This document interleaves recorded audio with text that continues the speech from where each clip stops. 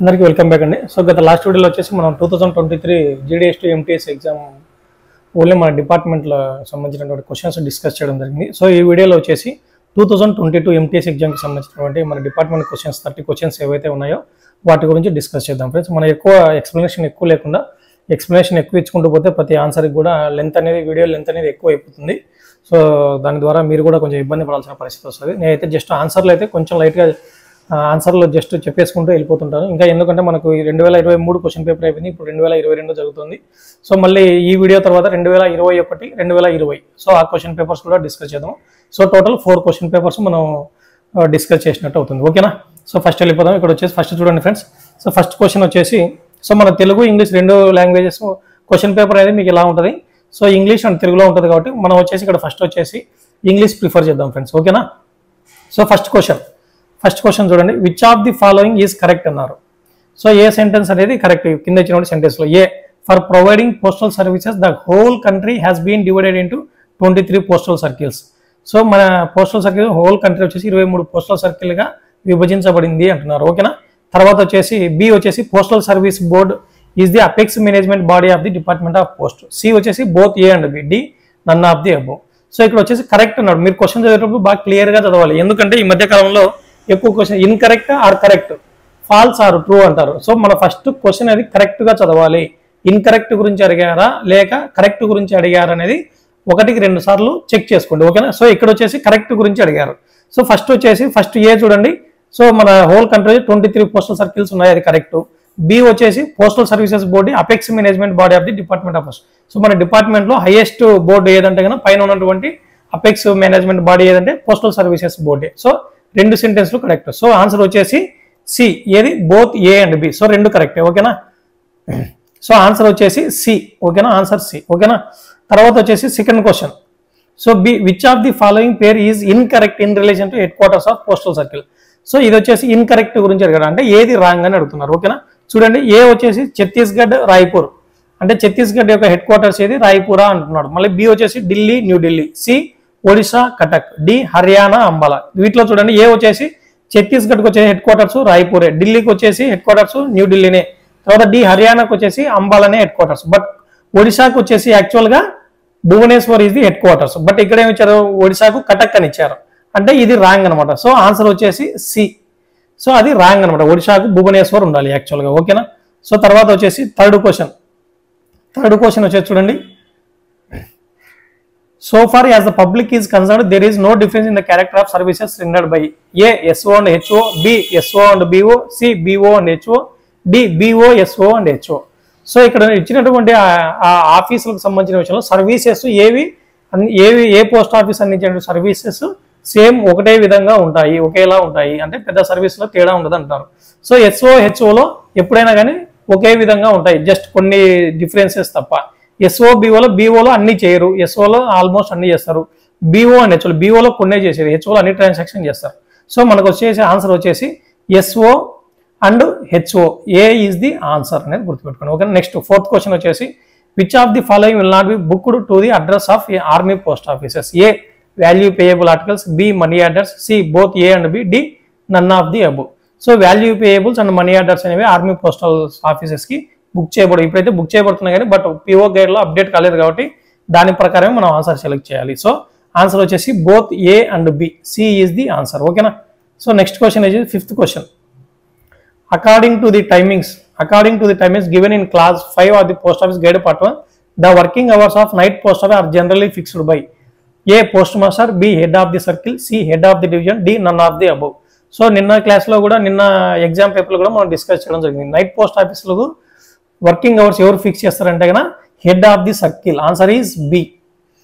But night post ఆఫీస్లో timings ని extend చేసే అధికారం డీజీకి మాత్రమే ఉందనేది గుర్తుపెట్టుకోండి. ఓకేనా? నెక్స్ట్ వచ్చేసి సిక్స్త్ క్వశ్చన్ చూడండి. Sixth, post offices in-charge of Gramin Dak Sevaks are kept open for a maximum period of. So Gramin Dak Sevak పరిధిలో ఉన్నటువంటి పోస్ట్ ఆఫీసులు ఎన్ని గంటలు మ్యాక్సిమం పనిచేస్తారు అంటున్నారు. A 5 hours only, B 4 hours only, C 3 hours only, D 8 hours only. So GDS లో ప్రతి ఒక్కరు కూడా మినిమం 4, మ్యాక్సిమం 5 hours అనేది గుర్తుకోండి. మినిమం వచ్చేసి 4 hours, మ్యాక్సిమం వచ్చేసి 5 hours. So answer is 5 hours only, అంటే ఆన్సర్ ఈజ్ ఏ అనేది గుర్తుపెట్టుకోండి. ఓకేనా? Next question, seventh question. What is the rate of Meghdoot post card. So Meghdoot post card యొక్క కాస్ట్ ఎంత అంటున్నారు. So A rupees 0.50, B rupees 0.25, C rupees 1.00, D rupees 6.00. So Meghdoot post card యొక్క cost ఎంత 25 vice అండి. 25 vice అంటే కన్నా 0.25 రూపీస్ అని అర్థం. అంటే ఆన్సర్ ఈజ్ బి. ఓకేనా. నెక్స్ట్ క్వశ్చన్ వచ్చేసి eighth question what is the rate of warehousing charges per day on VP parcels for retention beyond 7 days.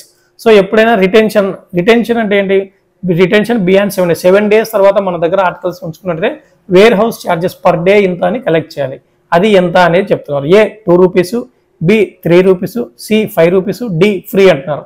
ఎప్పుడైనా కానీ ఒకటి గుర్తుపెట్టుకోండి, వీపీపీలు కానీ వీపీఎల్ కానీ మన 7 days దాటిన తర్వాత పెట్టుకుంటే కదా దాని వేర్ హౌస్ ఛార్జెస్ ఆ డెమరేజ్ ఛార్జెస్ అంటారు కదా, అవి వీపీపీకి అయితే 3 రూపీస్ పర్ డే, వీపీఎల్కి అయితే 2 రూపీస్ పర్ డే అని గుర్తుపెట్టుకోండి. ఇక్కడ మనకి ఏమిచ్చారు, వీపీ పార్సిల్స్ వచ్చారు అంటే వీపీపీకి ఎంత, so 3 rupees. Answer is B అనమాట. ఓకేనా, ఆన్సర్ ఈజ్ బి 3 రూపీస్. ఓకేనా. Next 9th question which of the following is incorrect అన్నారు. సో ఇన్కరెక్ట్ ఏది, కరెక్టా ఇన్కరెక్ట్ అనేది క్వశ్చన్ బాగా చదవండి. వన్స్ అగైన్ మళ్ళీ చెప్తున్నాను. ఓకేనా. సో ఇన్కరెక్ట్ సెలెక్ట్ చేయాలి మనం ఇప్పుడు. ఓకేనా. A revenue stamps can be used for payment of postage, B payment of postage is normally to be effected by means of postage stamps, C both A and B, D none of the above. So ఇక్కడ చూడండి, first A చూడండి, revenue stamp can be used for the payment of postage. Revenue స్టాంపులు అనేది should not be used for payment of postage. Postage స్టాంపులాగా revenue స్టాంప్స్ని అస్సలు వాడకూడదు, postage payment చేయడానికి రెవెన్యూ స్టాంప్ అస్సలు వాడకూడదు అని మనం చదువుకున్నాం. సో ఏ అనేది ఇన్కరెక్ట్ ఉంది. తర్వాత బి చూడండి, పేమెంట్ ఆఫ్ పోస్టేజ్ ఈ normally to be effected by means of postage stamps.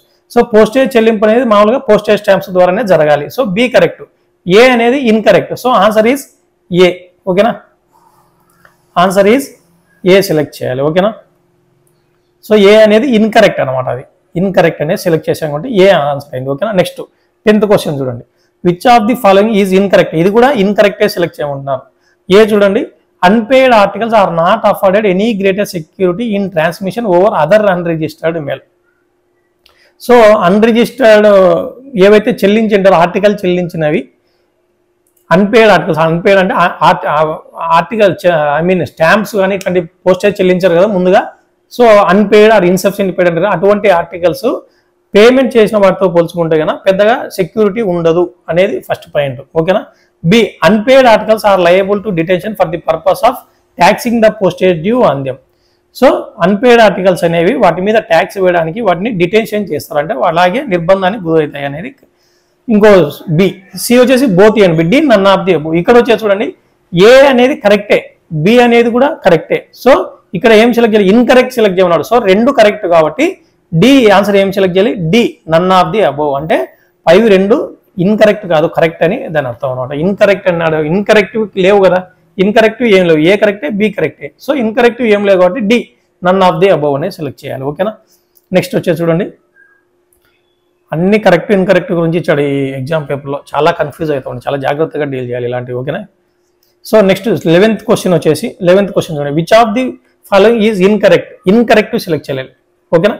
A every letter packet or parcel has to be stamped with date stamp of at least 1 post office.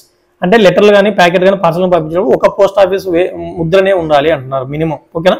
Next B వచ్చేసి the post office cannot take any special precautions to secure the safety of fragile articles. అంటే పెలుసుగా పలసగా ఉన్నటువంటి articles మనం post చేసినట్టయితే దాని మీద postal department ఎటువంటి ప్రత్యేకమైన చర్యలు తీసుకోదు. ఓకేనా. C all articles which are likely to suffer from pressure of stamping should be packed in strong covers. ఏవైతే ఒత్తిడికి గురయ్యేటటువంటి ఆర్టికల్స్ ఉన్నాయో వాటిని స్ట్రాంగ్ కవర్స్ లో ప్యాక్ చేయాలి అంటున్నారు. సో ఇక్కడ చూడండి, A B C D none of the above. So incorrect ఏది, బి అనేది కరెక్టే, స్పెషల్ ప్రికాషన్స్ ఏం తీసుకోరు పల్సగా ఉన్నటువంటి ఆర్టికల్స్ మీద. డి వచ్చేసి పల్సగా ప్రెజర్ లోనయ్యేటటువంటి ఆర్టికల్స్ మీద స్ట్రాంగ్ కవర్స్ అనేవి ఉండాలి. సో సి కరెక్టే, బి కరెక్టే. బట్ ఏ చూడండి, ఒక లెటర్ కానీ ప్యాకెట్ కానీ పార్సల్ మనం పోస్ట్ చేసినప్పుడు బుకింగ్ చేసినటువంటి ఎక్కడైతే పోస్ట్ చేస్తామో అక్కడ ఉన్నటువంటి ఆఫీస్లో డేట్ స్టాంప్ కొడతారు, తర్వాత ఎక్కడైతే డెలివరీ అవుతుందో అక్కడ డెస్టినేషన్ ఆఫీస్లో కూడా ముద్ర కొడతారు డేట్ స్టాంప్. అంటే 2 డేట్ స్టాంపులు, మినిమం 2 డేట్ స్టాంపులు. ఒకవేళ అక్కడ కొట్టిన తర్వాత అక్కడ నుంచి ఇంకో చోటుకు రీడైరెక్ట్ మిస్ ఏంటో అయినట్టయితే ఇంకో స్టాంప్ కొడతారు. అంటే 3 కావచ్చు, 4 కావచ్చు, అట్లా ఎన్నిసార్లు అయినా కావచ్చు, కానీ బట్ కనీసం మినిమం వచ్చేసి 2 స్టాంపులు ఖచ్చితంగా ఉండాలి, booking and delivery, posting and destination అనేది గుర్తుపెట్టుకోండి. ఓకేనా. సో ఇన్కరెక్ట్ ఏదంటే కన్నా ఏ, ఇక్కడ ఏమి ఇచ్చారు 1 పోస్ట్ ఆఫీస్ స్టాంపే ఉండాలన్నారు కదా, తప్పు కదా, 2 స్టాంపులు మినిమం ఉండాలంటే ఏ అనేది ఇన్కరెక్ట్. ఆన్సర్ ఈజ్ ఏ అనేది గుర్తుపెట్టుకోండి. ఓకేనా. నెక్స్ట్ 12th క్వశ్చన్ వచ్చేది చూడండి. According to general rules as to ceiling which of the following is correct. Ceiling వేయడం గురించి, అంటే మనం కవర్ ప్యాక్ చేసిన తర్వాత సీలింగ్ వేస్తారు కదా, దాని గురించి ఏది కరెక్ట్ అన్నట్టు కరెక్ట్ సెలెక్ట్ చేయాలి. A, the public are advised not to use sealing wax for seals outside unregistered letters and packets. Unregistered letters కి ప్యాకెట్ కి బయట సైడ్ సీలింగ్ వ్యాక్స్ వాడొద్దు అంటున్నారు. B, when sealing wax is used for seals outside unregistered letters and packets a piece of tissue or thin paper should be laid on the wax. So ఒకవేళ ఆ ceiling wax కానీ ఆ మైనం లాంటిది వాడినట్టయితే కనుక అది వాడిన తర్వాత దానిపైన వచ్చేసి ఒక టిష్యూ పేపర్ కానీ థిన్ పేపర్ కానీ వేయాలి అని చెప్తున్నారు. ఓకేనా. C, the precaution recommended is specially necessary in the case of article for foreign countries which have for several days to pass through very hot climate. ఒకవేళ ఫారిన్ కంట్రీస్ బుక్ చేసినటువంటి articles చాలా దూరం hot climate లో వేడిగా ప్రయాణం చేయాల్సి వస్తుంది కాబట్టి వాటిలో వచ్చేసి ముందు జాగ్రత్తలు తీసుకోవాల్సినటువంటి అవసరం ఉంది అనేది చెప్తున్నారు. సి వచ్చేసి, డి వచ్చేసి ఆల్ ది అబౌవ్. సో నాకు తెలిసి ఏ, బి, సి అన్ని కూడా కరెక్టే, అవునా. ఓకే. సో వచ్చేసి ఆన్సర్ ఈజ్ కరెక్ట్ సెలెక్ట్ చేయాలి కాబట్టి ఆన్సర్ ఈజ్ డి అనేది గుర్తుపెట్టుకోండి. ఓకేనా. D. Next 13, which of the following is incorrect. మళ్ళీ రాంగ్ సెలెక్ట్ చేయాలని చెప్తున్నారు. రాంగ్ది ఏదైతే ఇన్కరెక్ట్ అది 13th క్వశ్చన్ లో ఉన్నాం. So the address should be return parallel to the length of the cover and in the lower of and towards the right hand side of the front of the article. So ఏం చెప్తున్నారు, ఒక article ఒక cover ఉంటే కన్నా ఆ కవర్కి వచ్చేసి article కి address ఎక్కడ రాస్తాం, address should be return parallel to the, ఆ కవర్ ఉన్నటువంటి లెంత్ కి ప్యారలల్ గా రాయాలి and in the lower half లో రాయాలి, right hand side front side అంటే టాప్ పైన ఉన్నటువంటి రైట్ హ్యాండ్ సైడ్ ప్యారలల్ గా మధ్యలో నుంచి రాయాలి అంటున్నారు. ఓకేనా. లోయర్ హాఫ్ సగం మధ్యలో నుంచి రాయాలి అంటున్నారు. ఓకే. ఏ అది. బి వచ్చేసి clear margin at least 3 centimetre at the top should be left. So 2 address రాసేటప్పుడు పైన 3 సెంటీమీటర్స్ మినిమం అనేది వదిలేయాలి అని చెప్తున్నారు మార్జిన్ కోసం. సి వచ్చేసి the post town should be noted in block letters. కింద అడ్రస్ రాసినప్పుడు పోస్ట్ టౌన్ ఎక్కడ డెలివరీ ఆఫీస్ ఉందో ఆ ఆఫీస్ పోస్ట్ ఆఫీస్ పేరు వచ్చేసి బ్లాక్ లెటర్స్ అంటే క్యాపిటల్ లెటర్స్ లో రాయాలి అంటున్నారు. ఓకేనా. డి వచ్చేసి the PIN code of the post town should be noted above అన్నారు. సో దాని పైన వచ్చేసి పిన్ కోడ్ అనేది పైన రాయాలి, అబౌవ్ రాయాలి అంటున్నారు. ఓకేనా. సో ఎప్పుడైనా కానీ గుర్తుపెట్టుకోండి, ఏ అనేది కరెక్టే, మనం ఎలాగే రాయాలి. బి అనేది పైన 3 సెంటీమీటర్ మార్జిన్ వదిలేయాలి. సి వచ్చేసి పోస్ట్ టౌన్ అనేది బ్లాక్ లెటర్స్ లో క్యాపిటల్ లెటర్స్ లో రాయాలి. డి చూడండి, పిన్ కోడ్ అనేది పైన రాయాలి అంటారు. పిన్ కోడ్ అనేది పోస్ట్ టౌన్ రాసిన తర్వాత కింద రాయాలి ఎప్పుడైనా కానీ. సో డి ఈజ్ ఇన్కరెక్ట్, పైన 3 కరెక్ట్ అనమాట. So correct answer is D, incorrect వచ్చేసి డి ఆన్సర్. ఓకేనా. నెక్స్ట్ 14th క్వశ్చన్ చూడండి. So which of the following particulars in the address is optional ఏది. A, name of the address, B, name of the district, C, mobile number, D, pin code. So వీటిలో వచ్చేసి ఏది optional, address name ఖచ్చితంగా ఉండాలి, district name ఖచ్చితంగా ఉండాలి, pin code name ఖచ్చితంగా ఉండాలి, మొబైల్ నెంబర్ అనేది ఆప్షనల్, మన ఇష్టం, ఖచ్చితంగా రాయొచ్చు లేదా రాయకపోవచ్చు, ఆప్షనల్ అనమాట. సో ఆన్సర్ ఈజ్ సి అనమాట, ఆప్షనల్ అనమాట. నెక్స్ట్ 15th క్వశ్చన్ చూడండి. In the case of articles addressed to foreign countries the address should be return. So address ఎలా రాయాలి ఫారిన్ కంట్రీస్ కు ఆర్టికల్స్ పంపించినప్పుడు అని చెప్తున్నారు. అడ్రస్ రాసినప్పుడు అడ్రస్ ఏ విధంగా రాయాలి. A, in Roman letters and in Arabic figures, B, in Arabic letters and in Roman figures, C, in Roman letters and figures only, D, in Arabic letters and figures only. So last class లో 2023లో కూడా question ఇదే question లాంటిదే అడగడం జరిగింది. But నేను అక్కడ చెప్పాను, మీకు ఏం చెప్పాను, RLAF అనేది గుర్తుపెట్టుకోండి. RL అంటే రిజిస్టర్ లెటర్ లాగా గుర్తుపెట్టుకోండి. RL అంటే రోమన్ లెటర్స్, అరబిక్, AF అంటే Arabic figures, Roman letters and Arabic figures, RLAF అని చెప్పాను కదా. సో ఆన్సర్ అనేది A, Roman letters and Arabic figures, RLAF అనేది గుర్తుపెట్టుకోండి అని చెప్పడం జరిగింది. ఓకేనా. సో నెక్స్ట్ 16th క్వశ్చన్ వచ్చేసి which of the following is incorrect in connection with post box విషయంలో ఈ కింద వాటిలో ఏది ఇన్కరెక్ట్ అంటున్నారు. సో తప్పు ఏది, ఆ తప్పుది మనం సెలెక్ట్ చేయాలి. ఓకేనా. A, only fully prepaid unregistered articles of the letter mail or delivered through post box. So post box ద్వారా ఫుల్లీ ప్రీపెయిడ్ ముందే చెల్లించిన అన్రిజిస్టర్డ్ ఆర్టికల్స్ మాత్రమే డెలివర్ చేయాలి. ఏ అది. B, the prescribe rent is to be paid in advance. Prescribe rent ఏదైతే ఉందో అది ముందుగా అడ్వాన్స్ గా చెల్లించాలి. C, renter is entitled to demand that a post box of any particular number should be allotted to him. అంటే C, ఏమన్నా అద్దెదారు ఎవరైతే renter ఉంటారో వాళ్ళు అడిగిన పోస్ట్ బాక్స్ నెంబర్ ఏదైతే వాళ్ళు అడిగింది వాళ్ళకి ఇవ్వాలి అనేసి చెప్పడం జరుగుతూ ఉంది. తర్వాత డి వచ్చేసి a deposit in respect of A post box cannot be adjusted against any other post box. ఒకవేళ ఆ డిపాజిట్ ఉన్నట్టు వేరే పోస్ట్ బాక్స్ సంబంధించిన డిపాజిట్ కు ఇప్పుడు తీసుకునే పోస్ట్ బాక్స్ డిపాజిట్ కు అడ్జస్ట్ చేయడానికి కుదరదు అనేసి కూడా చెప్తున్నారు. ఓకే, వీటిలో వచ్చేసి ఏ కరెక్ట్ అండి, బి కరెక్ట్, డి కూడా కరెక్టే. సి వచ్చేసి రెంటర్ వాళ్ళకి అడిగినటువంటి పోస్ట్ బాక్స్ అడిగేదానికి వాళ్ళ అర్హత లేదు. పోస్ట్ మాస్టరు ఏ పోస్ట్ బాక్స్ నెంబర్ ఇవ్వాలనుకుంటే అది పోస్ట్ మాస్టర్ ఇష్టము. పోస్ట్ మాస్టర్ ఏ పోస్ట్ బాక్స్ అలాట్ చేస్తే ఆ పోస్ట్ బాక్స్ నెంబర్ ఉన్నటువంటి పోస్ట్ బాక్సే రెంటర్ తీసుకోవాలి. అంతేగాని రెంటరే నాకు పలానా నెంబర్ ఉన్న పోస్ట్ బాక్స్ కావాలి, పలానా నెంబర్ ఉన్నటువంటి పోస్ట్ బ్యాగ్ కావాలని చెప్పేదానికి రెంటర్ అర్హత లేదు. సో తప్పు వచ్చేసి సి అనమాట. ఆన్సర్ వచ్చేసి సి తప్పు అనమాట. ఓకేనా. నెక్స్ట్ 17th క్వశ్చన్స్కి వెళ్ళిపోదాం. Locked post bags the postal articles placed locked 17th question. Locked post bags the postal articles placed inside the bag is handed over to renter over the counter on production of. So locked post bag లో ఉన్నటువంటి articles, ఆ bag లో ఉన్న articles ఆ renter కి hand over చేయాలంటే ఏం produce చేయాలి ఆ renter? A code word, B one time password, C Aadhaar card, D delivery ticket. Post box చూసినప్పుడు వాటితో పాటు ఏమి ఇస్తారు? పోస్ట్ బాక్స్ ఒక నెంబర్ ఉన్నటువంటి పోస్ట్ బాక్స్ కానీ పోస్ట్ బ్యాగ్ కానీ ఇస్తారు. తర్వాత వచ్చేసి ఒక డెలివరీ టికెట్ అనేది ఇస్తారు. డెలివరీ టికెట్ అనేది ప్రొడ్యూస్ చేయాలి. ఆ రెంటర్ కావచ్చు, రెంటర్ తరఫున వెళ్ళేటువంటి మెసెంజరో ఏజెంటో ఆథరైజ్డ్ పర్సన్ ఎవరైనా వెళ్తారు కదా, వాళ్ళు ఈ డెలివరీ టికెట్ ని ప్రొడ్యూస్ చేయాలి. డెలివరీ టికెట్ ప్రొడ్యూస్ చేస్తే వాళ్ళు ఆర్టికల్స్ అనేవి ఇస్తారు. సో ఆన్సర్ ఈస్ డి అనేది గుర్తుపెట్టుకోండి. ఓకేనా. నెక్స్ట్ 18th క్వశ్చన్ చూడండి. If the amount to be recovered on a VP article be not below 20 rupees and the article is taken delivery of at the counter of the post office the amount may be paid. అంటే యాక్చువల్గా ఈ question వచ్చేసి డెలివరీకి సంబంధించి, అంటే post man సిలబస్కి సంబంధించింది. But పొరపాటుగా ఈ ఎంటీఎస్ సిలబస్లో ఇచ్చారు. ఎంటీఎస్ సిలబస్లో ఈ డెలివరీ దానికి సంబంధించినటువంటి ఆ సిలబస్ అనేది లేదనమాట. ఓకేనా. బట్ ఏదైతే తెలుసుకుందాం, ఎలాగో క్వశ్చన్ వచ్చింది కాబట్టి 20 రూపీస్ కంటే తక్కువ లేదు, అంటే 20 రూపీస్ కంటే ఎక్కువ ఉంది.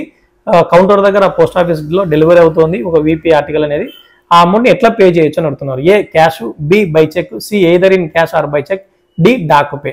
సో ఆన్సర్ వచ్చేసి either in cash or by cheque. So answer is C. So cash ద్వారా కానీ లేదా చెక్ ద్వారా కానీ పేమెంట్ చేయొచ్చు. బట్ 20 రూపాయల లోపం ఉంటే మాత్రం ఖచ్చితంగా క్యాష్ చేయాలనేది గుర్తుపెట్టుకోండి. 20 రూపాయల పైన ఉంటే కన్నా చెక్ అయినా ఇవ్వచ్చు. ఓకేనా. చెక్ ఆర్ క్యాష్ అనేది గుర్తుపెట్టుకోండి. ఓకేనా. 18th క్వశ్చన్ అయిపోయింది. Next 19th question. So what is the service standard for delivery of speed post with in same state? So with in స్టేట్లో డెలివరీ చేయాలంటే డెలివరీ నామ్స్ ఏ విధంగా ఉన్నాయి? విత్ ఇన్ సేమ్ స్టేట్లో ఒక ఆర్టికల్ స్పీడ్ పోస్ట్లో delivery చేయాలంటే ఎన్ని రోజులు టైం పట్టవచ్చు అంటున్నారు. ఓకేనా. ఏ వచ్చేసి 1 to 2 days, బి వచ్చేసి 1 to 3 days, C 1 to 4 days, D వచ్చేసి 4 to 5 days. సో ఆన్సర్ వచ్చి విత్ ఇన్ సేమ్ స్టేట్ అయితే కన్నా 1 to 4 days. సి ఆన్సర్ వచ్చేసి 1 to 4 days. 19th వచ్చేసి మీకు అందరికీ తెలిసి లోకల్ వచ్చేసి 1 to 2 days పడుతుంది. మెట్రో టు మెట్రో అయితే కన్నా 1 to 3 days పడుతుంది. స్టేట్ క్యాపిటల్ నుంచి స్టేట్ క్యాపిటల్కి అయితే 1 to 4 days పట్టవచ్చు. విత్ ఇన్ సేమ్ స్టేట్ అయితే 1 to 4 days పట్టవచ్చు. రెస్ట్ ఆఫ్ ద కంట్రీ అయితే కన్నా 4 to 5 days పడుతుంది. సో ఇక్కడ క్వశ్చన్ 19th క్వశ్చన్ ఏమి ఇచ్చారు? With in the same state అన్నారు కాబట్టి answer is C 1 to 4 days అనమాట. ఓకేనా. సో నెక్స్ట్ 20th క్వశ్చన్ చూడండి. 20th what is the insurance fees for retail customers articles insured value up to ₹200. A 10 rupees, B 14 rupees, C 4 rupees, D 17 rupees. So answer వచ్చేసి insured articles retail customer insured articles వచ్చేసి first 200 rupees వరకు ఎంత? A 10 rupees ఇచ్చారు, B 14, C 4 rupees, D 17 rupees. So answer వచ్చేసి up to 200 rupees వరకు వచ్చేసి 10 rupees. Answer is ఏ అనమాట. Up to 200 rupees వరకు 10 రూపీస్. తర్వాత ఎవ్రీ అడిషనల్ 100 రూపీస్కి వచ్చేసి 6 రూపీస్ అనేది గుర్తుపెట్టుకోండి. ఓకేనా. Next question number 21. In connection with post office recurring deposit account which of the following is not correct? So RD అకౌంట్కి సంబంధించినటువంటి ఈ కింది వాటిలో ఏది తప్పు, ఏది సరైనది కాదు, ఏది ఈజ్ నాట్ కరెక్ట్, ఇన్కరెక్ట్ అంటున్నారు. ఓకేనా. సో చూడండి 21లో వచ్చేసి 21 A which account can be open by cash or cheque, B minimum amount of monthly deposit is 100 rupees and above, C account can premature closed after 3 years from the date of opening, D RD account can be retained up to 10 years from the date of maturity without deposit also. ఎప్పుడైనా కానీ account అనేది cash or cheque ద్వారా open చేసుకోవచ్చు. RD A correct. B minimum amount 100 రూపాయలు, 100 రూపాయలు ఎక్కువైనా చేసుకోవచ్చు. C account can B 3 సంవత్సరాల తర్వాత ఆ అకౌంట్ను ఆర్డీ అకౌంట్ మనం ప్రీ మెచ్యూర్ క్లోజర్ చేయవచ్చు. So 3 correct. డి వచ్చేసి ఒక అకౌంట్ మనం 5 సంవత్సరాలు దాటిన తర్వాత మళ్ళీ 5 సంవత్సరాల వరకు మాత్రమే మనం ఎక్స్చేంజ్ చేసుకునే దానికి అవకాశం ఉంది, with deposits are without deposits. But 10 years వరకు అనేది లేదు. సో ఇన్కరెక్ట్ వచ్చేసి నాట్ కరెక్ట్ ఏదంటే కన్నా డి ఈజ్ ది ఆన్సర్. ఓకేనా. సో నెక్స్ట్ వచ్చేసి 22 చూడండి. One Kisan Vikas Patra for 50,000 rupees open on 30/12/2021 will mature on. So అప్పుడు వచ్చేసి 30/12/2021 వచ్చేసి మనకు వచ్చేసి 124 months ఉందండి. ఓకేనా.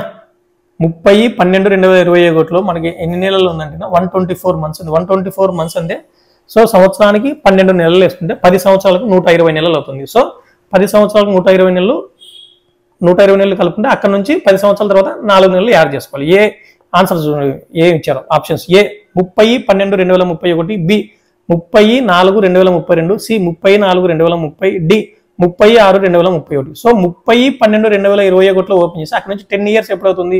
30/12/2031కి 30/12/2031 10 సంవత్సరాలు అవుతుంది. 10 సంవత్సరాల 4 నెలలు కదా, 124 months. సో అక్కడ నుంచి డిసెంబర్ 2031 నుంచి 4 నెలలు వేసుకుంటే కదా జనవరి, ఫిబ్రవరి, మార్చి, April. So 30/4/2032 is the answer. Answer వచ్చేసి బి అనమాట. ఓకేనా. ఇప్పుడైతే కన్నా 115 months చూడండి. 115 months. ఓకేనా. 115 months క్యాలిక్యులేట్ చేసుకోవాలనేది గుర్తుపెట్టుకోండి. తర్వాత వచ్చేసి 23 question. Rural postal life insurance was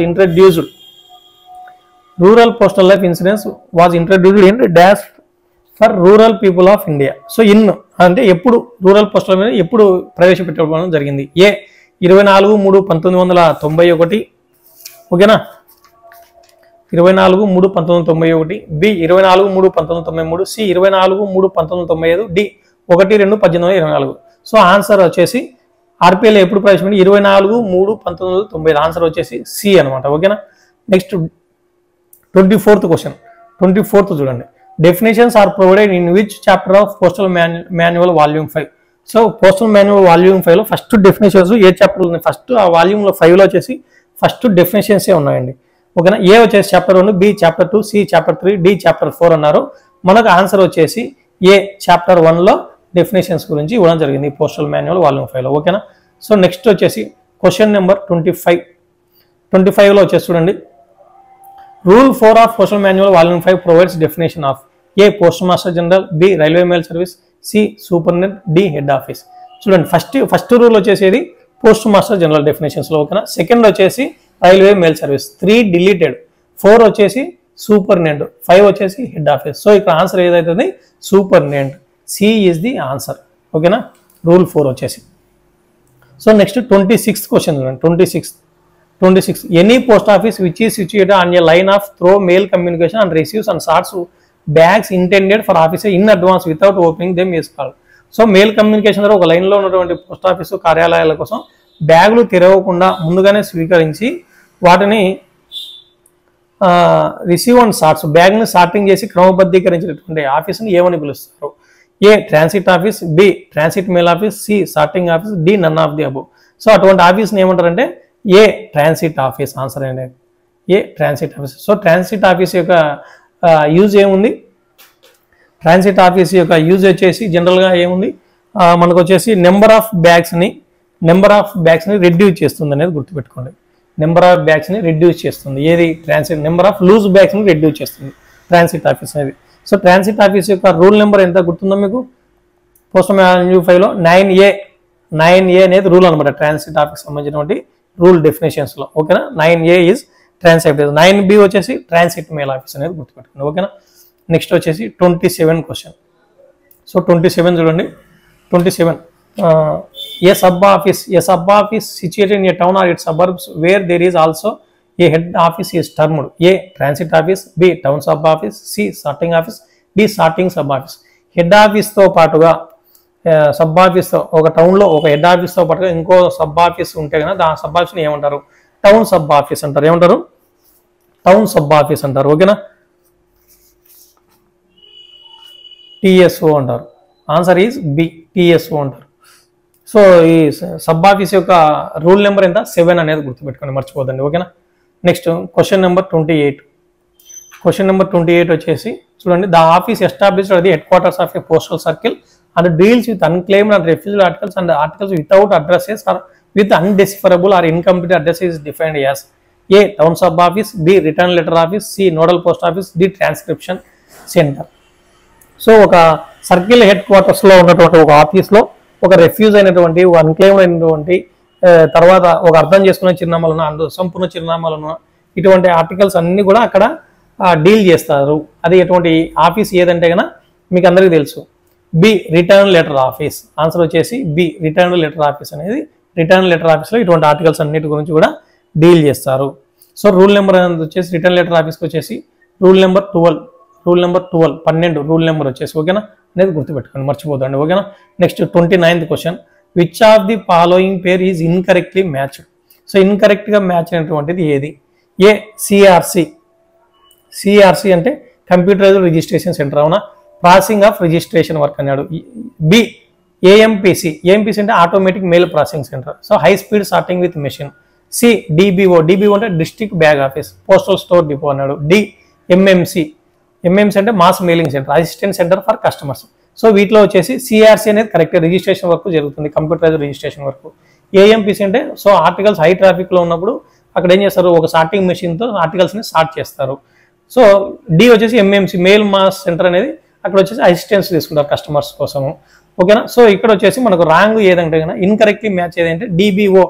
so postal store depot కాదు, డిబిఓ అనేది డిస్ట్రిక్ట్ బ్యాగ్ ఆఫీస్ కదా.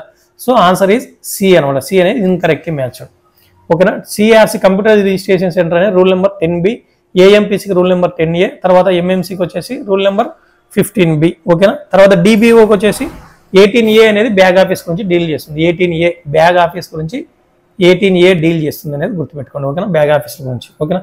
తర్వాత నెక్స్ట్ వచ్చేసి 30 question number 30, which of the following is a due bag. Due bag ఏది కింద ఇచ్చిన వాటిలో?